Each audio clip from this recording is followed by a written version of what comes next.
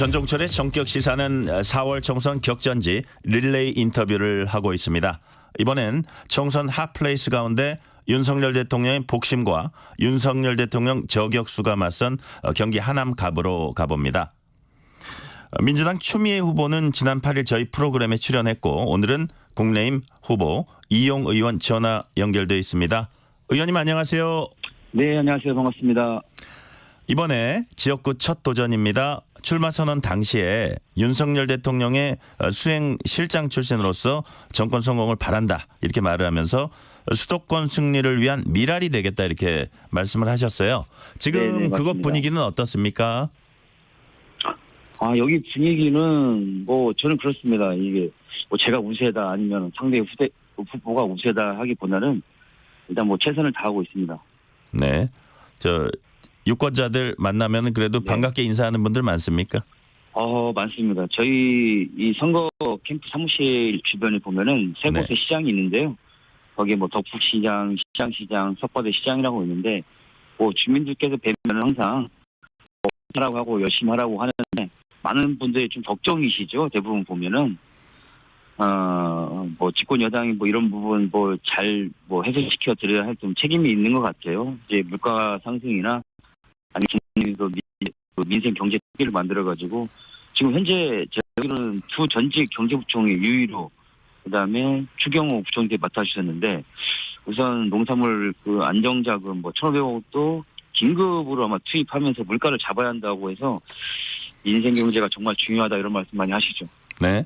당내 경선 통과한 뒤에 네. 대통령과 통화를 하셨습니까? 통화 안 했습니다. 네. 그러세요? 네네. 예. 그래도 마음으로 격려하고 계시겠죠. 네, 대통령께서는 통화 안 했지만은 실제적으로 여기에서 제가 열심히 해서 당선돼서 지금 윤석열 정부가 추구하는 어떤 정책들을 돕는 게 오히려 더 바람직한 일이 아닐까 생각합니다. 네네. 경기도 하남시가 이번에 두 개구로 나눠졌습니다. 네. 하남 각과 을로요. 6번 선거 결과 살펴보면 보수와 진보가 각각 3번씩 이겼습니다. 네네. 전형적인 스윙보터 지역인데 이번에 누가 이길 것 같습니까? 이기는 건 제가 이기겠죠. 네. 네. 다만 이제 내용면에서도 좀 중요하다고 봅니다. 네.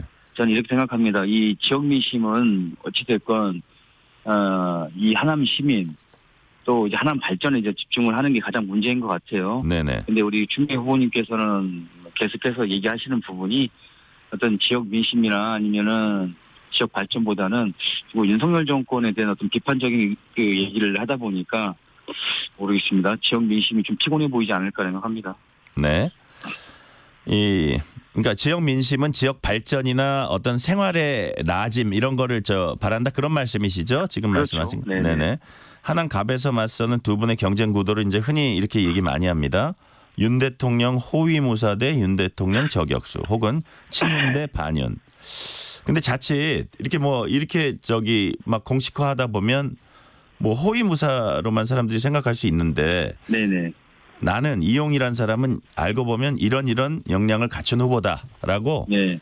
본인 소개를 짧게 좀 해주세요. 이런 것 같습니다. 친윤, 반윤, 그다음에 호위무사, 여전사 이런 얘기도 많이 나오는데 그런 얘기는 제가 볼 때는 언론에서 좀 더 이슈화되기 위한 하나의 제목 아닐까도 싶기도 하고요. 네. 저는 2015년부터 하남에서 계속 살아왔습니다. 네. 네, 그리고 두 자녀도 지역구에 학교도 좀 다니고 그리고 저는 작년 9월부터 지역 정치를 시작하면서 지역 시민들 또는 주민들과의 계속 소통을 했었고 또 이 하남 문제를 여러 가지 하남 문제를 제가 풀었던 적이 있거든요. 네. 그런 거에 있어서 아마 시민들이 좀 알아주고 그런 부분이 장점이지 않을까 생각합니다. 맞상대 추미애 후보를 한마디로 딱 평가하시면 어떤 분입니까? 한마디로 평가하면요. 저는 이렇게 좀 생각합니다. 지역보다는 공당의 이익과 개인적인 이익을 추구하는 사람이 아닐까 생각합니다. 네. 자, 추미애 후보에 대한 질문 한 2개 더 드릴게요. 네. 채널A가 추미애 후보 아들 군 휴가 미복귀 의혹과 관련해서 검찰 소환 통보에 응하지 않고 해외 출국했다 이렇게 단독 보도했습니다. 네네. 이에 대해 추 후보는 페북을 통해서 검찰 소환 통보 받은 적 없다. 네. 본인도 모르는 검찰 소환 통보를 채널A는 어떻게 알았냐? 검언유착 정치 공작이다. 이렇게 반박했습니다. 이런 네네. 과정 어떻게 보세요? 검언유착이라고 하는데요. 저는 추미애 후보 이 장관하실 때도 우리 한동훈 비대위원장 어떻게 보면 검사 시절에 채널A 기자하고 검언유착을 했는데 해당 기자가 대법원 무죄를 받았습니다. 그런데 어떻게 보면 한마디 사과도 없이 검언유착이라고까지 지금 주장하고 있거든요. 네. 저는 이런 주장에서 저는 실질적으로 저도 특전사 출신입니다. 네. 특전사 부사관으로 7년을 근무했는데 휴가 미복귀 탈영이거든요. 그래서 한마디로 저는 황제 휴가를 받은 것이라고 저는 확실하게 좀 말씀을 드리고 싶고, 그리고 소환조사 피하려고 해외 도피하는데 저는 이거 상식 밖이라고 저는 생각합니다. 특전사 7년 근무하셨군요. 네네. 요 다음엔 약간 소프트한 질문. 네. 추미애 후보는 차은우보다 이재명 대표가 잘생겼다고 말했습니다. 네. 국민이 바라는 바를 마음에 담아서 우러나오는 게 멋져 보인다. 이런 평가를 하면서 이같이 말했습니다. 이런 네. 발언은 어떻게 평가하세요? 저는 국민들이나 한 시민분들께는 진실하게 솔직하게 답변 드리는 게 국회의원의 자질이라고 생각해요. 아니 어떻게 차은우보다 이재명 대표가 더 잘생겼다는 거 국민 어느 누구가 그걸 믿겠습니까? 참 그게 신명여전사다운 발언이라고 생각합니다. 자, 의원님께서는 이른바 이종섭 황상무 리스크 관련해서 빨리 결단해야 한다는 입장 밝히신 바 있어요. 그래서 그 당시에는 이제 친윤 인사로서는 이게 좀 주목되기도 했는데 네. 그 이후에 한동훈 위원장 이제 다 해결됐다 이렇게 말했는데 의원님은 지금 상황 어떻게 보세요? 저도 그런 부분에서는 어느 정도 조금 해결이 좀 된 것 같고요. 네. 그리고 지역 민심도 제가 볼 때는 약간은 주춤할 수 있겠죠. 하지만은 지역 정치인은 어찌됐건 어떤 이슈에 좀 연연하지 않고 지역 주민들과 대화하고 소통하면은 그게 지지율이지 않을까라고 저는 판단됩니다. 네. 의대 증원 문제로 인한 의료 공백이 아주 큰 문제입니다. 네네. 한동훈 위원장은 여기에 대해서 대화 분위기 만들겠다며 구원투수 역할, 중재자 역할 자처하고 나섰어요.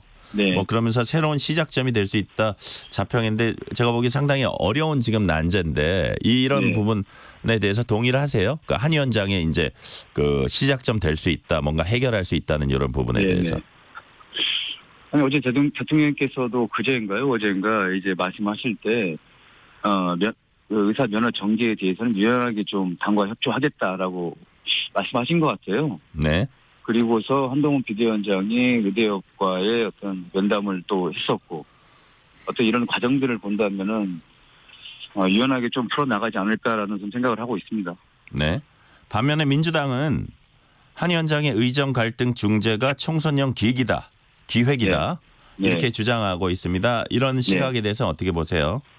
민주당다운 말이죠.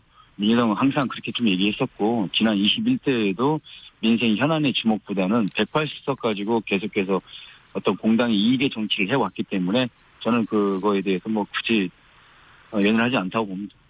네. 국민의힘 비례위성 정당인 국민의힘 미래 선대위원장의 이뇨한 전 혁신위원장이 선임됐습니다. 지금까지 주로 이제 한동훈 위원장이 혼자서 많이 뛰는 그런 모양새였는데 이런 원톱 체제를 보완할 괜찮은 카드라고 보세요? 저는 국민들의 요구를 하고 걸맞는 것이라고 좀 봅니다. 어떻게 보면 꾸준한 이 변화와 쇄신을 위해서 우리 국민의힘 최대한 노력하고 있다고 지금 보고 있다고 생각을 하고요. 한동훈 비대위원장 그동안 선거를 진두해 오셨고 제가 생각할 때는 부담도 많이 되고 또 쏠렸을 거라고 좀 판단이 돼요.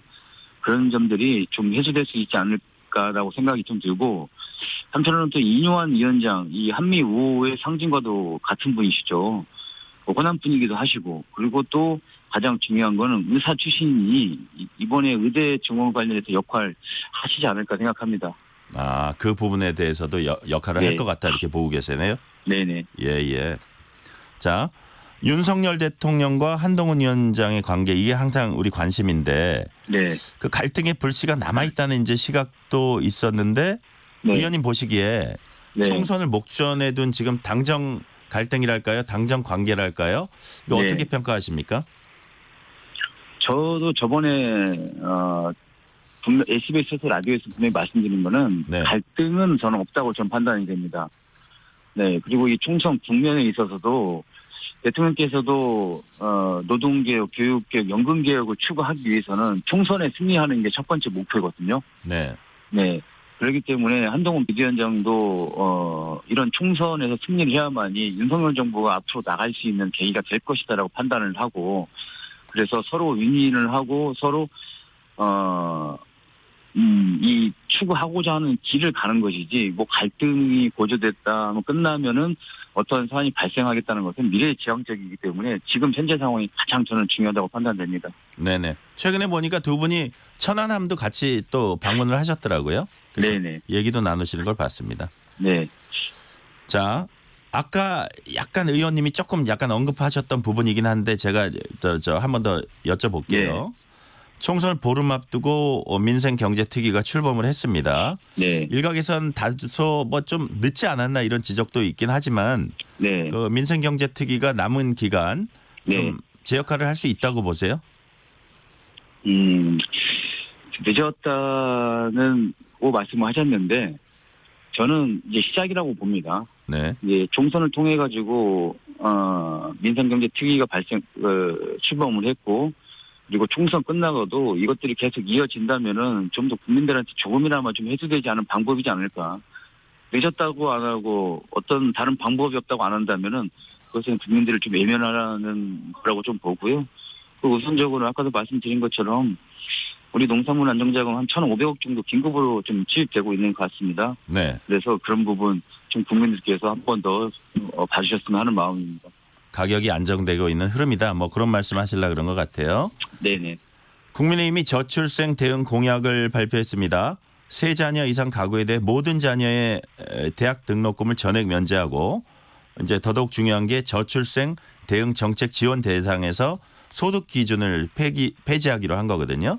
네네. 재원 마련 차원에서 이게 별 문제가 없나요? 어떻게 되는 건가요? 재원 마련도 물론 중요할 수 있습니다. 중요할 수 있지만은 우리가 저출생 특위에 대해서도 어떠한 방법적으로 강구를 좀 해야 되는 입장이거든요. 네. 그렇기 때문에 실질적으로 우리가 너무나 이제 앞으로 나갈 수 없는 이 방법들을 항상 제시하는 것보다도 미래지향적인 어떤 얘기를 좀 추구하는 게 국민들한테도 좀 와닿지 않을까 생각합니다. 그래서 저는 적절한 좀 대응이라고 생각합니다. 네.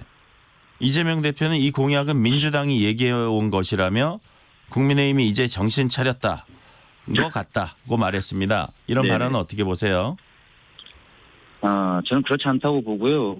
아니 국민들을 위하고 민생을 위하는 정책이라면은 뭐 민주당이든 아니 국민이든 그게 무슨 상관이겠습니까? 국민들을 위한 정치나 정책이라면 어느 누구도 저는 손발 다 걷고 나서야 된다고 저는 생각합니다. 네. 민주당은 민생회복지원금 25만 원을 전 국민에게 지급하자고 제안했습니다. 이 방안은 어떻게 평가하세요? 참 안타까운 얘기죠. 무조건 이거를 돈으로 해결할 수 있는 방법은 저는 아니라고 좀 봐요. 그렇기 때문에 25만 원 전체적으로 보면은 이게 한 13조 원 정도 될 것 같더라고요. 네. 그래서 이재명 대표가 항상 얘기하는 것은 좀 어려우면은 돈 준다고 하는데 돈은 싫어하는 사람이 좀 있겠습니까? 그런데 그 돈이 13조 원. 민주당 장기로 주는 게 아니지 않습니까? 우리 국민 세금으로 주는 건데 그런데 우리 세수 펑크난 것으로 민주당이 엄청 공격하다가 이제는 또 빚내서 돈 퍼주라고 한다. 이건 도대체 좀 말이 좀 안 되는 것 같고요. 그리고 사과 하나 어떤 10,000원이라면서 그렇게 물가를 가짜뉴스 선동했는데 이제 또 수십조 원을 돈 풀자고 한다면은 과연 이게 앞뒤가 맞지 않는 것 같고 물가 상승 측면에서요. 예. 그렇죠. 예. 또 경제 전문가들 이야기를 들어보면 인플레이션 등 돈을 풀면 지금 가까스로 어떻게 보면 좀 잡아놓은 물가가 더 폭등할 것이라고 얘기를 하는 부분도 있어요. 그러니 어떻게 보면 민주당이 집권하면 정말 망하겠다라는 또 생각이나 아니면 위기감이 좀 드는 부분이 좀 있습니다. 네. 이재명 대표는 또 이제 윤석열 정부의 외교 정책을 비판하는 과정에서 네. 왜 우리나라가 양안 관계에 끼어드냐 이런 취지로 얘기를 하면서 최근에 쉐쉐 발언이라는 게 있었습니다. 네. 중국에도 쉐쉐, 대만에도 네. 쉐쉐. 그래서 네. 이제 이재명 대표의 대중국 외교관 여기에 대해서 한동훈 위원장은 중국의 굴종적 태도다 예. 이렇게 비판했습니다. 동의하세요? 예. 아니, 저 동의하죠. 불정적 태도죠. 세시만 하나원 자체가 어떤 공당의 대표로서 할 말은 좀 아닌 것 같고요. 그리고 한동훈 비대위원장이 또, 이런 좀 얘기를 했더라고요. 해외에서도 우리나라의 어떤 인권이나 투표권에 대해서,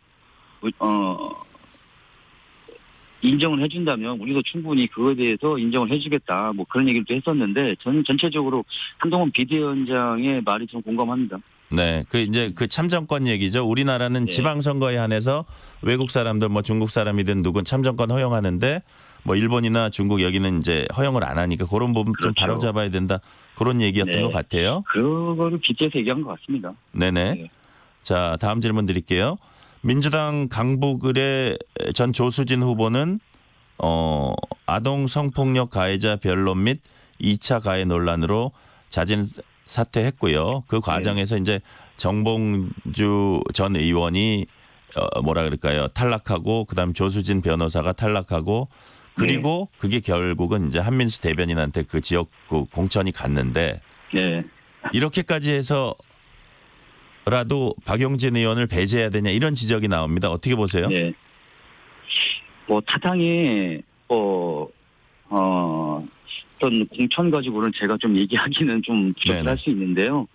제가 좀 얘기하자면 이것 또한 어떤 그 방탄 공천이라고 저는 생각을 합니다. 한민수 대변인은 어찌됐건 지난 대선 캠프부터 지금 당대표의 어떤 대변인이잖아요. 네.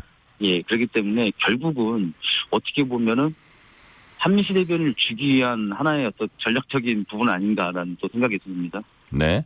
이어서 민주당 세종갑 이영선 후보에 대해서 어떻게 보면 민주당이 선제적으로 공천을 취소했어요. 네. 알고 보니 갭 투자 의혹이 있었습니다. 네. 그래서 민변 출신 변호사들의 내로남불이 이렇게 도마 위에 오르기도 합니다. 이 부분 어떻게 보세요?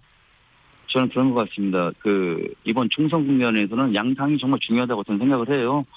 그렇기 때문에 우리 당에서도 마찬가지로 어떤 말실수 하나, 그다음에 그 과거에 했던 내용들에 대해서는 공천 취소가 계속 좀 있었지 않습니까? 네. 그렇기 때문에 이런 부분에서 뭐 민주당이 좀 선제적으로 조치한 거 아닌가라는 생각이 듭니다. 네.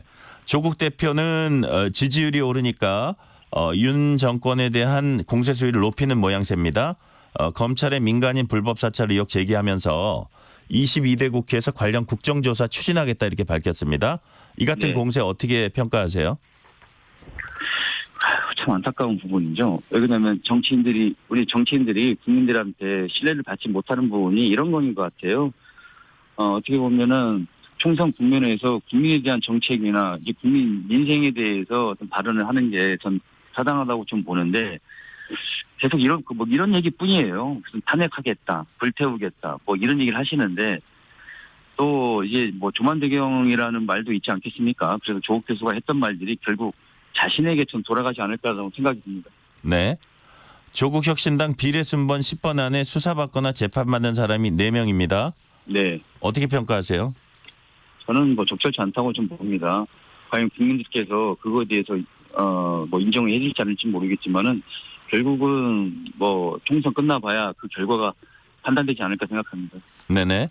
자, 마지막 질문 드릴게요. 한 1분 정도 남았습니다. 네. 마지막으로 이번 총선에 임하는 각오와 22대 국회 입성하면 어떤 정치인이 되고 싶은지 한 말씀 해주세요. 네. 정치인이라면 국민들과 신뢰를 좀 받아야 되는 입장이고 하는데 저는 이 하남시에 출마하고 이 하남시께 좀 한 말씀 다시 한번 좀 드리자면 이번 선거는 정말 하남의 미래가 달려있다라고 저는 판단이 좀 됩니다. 하남시는 지난 20년 동안에 하남 발전이 더디었던 거는 이 국회의원과 시장의 상생이 좀 더디었던 부분이 좀 있어요. 계속 반복된 어떤 부분이 있는데 그래서 저는 이번에 제 슬로건은 오직 하남 시민, 오직 하남 발전입니다. 그래서 지역을 챙기는 일꾼의 정치인이 좀 되도록 하겠습니다. 네. 오늘은 여기까지 듣겠습니다. 경기 하남갑 국민의힘 이용 후보였습니다. 감사합니다. 네, 고맙습니다. 전종철의 전격시사 1부 순서 마치고 2부가 이어집니다.